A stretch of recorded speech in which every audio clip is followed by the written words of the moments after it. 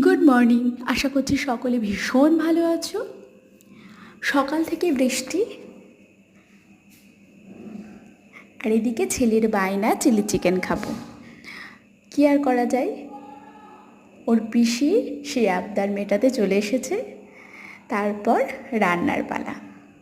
সব রকম মশলা দিয়ে আমি ম্যারিনেট করেই রেখেছিলাম। ওর মধ্যে একটু কর্নফ্লাওয়ার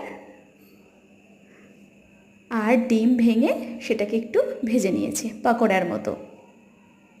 তারপর তেলের ওপর একটু পেঁয়াজ কুচি,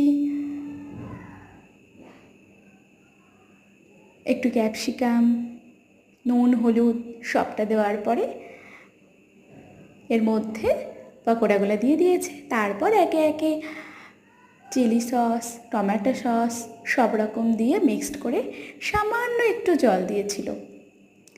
ব্যাস, সঙ্গে অবশ্য একটু রাইস ছিল।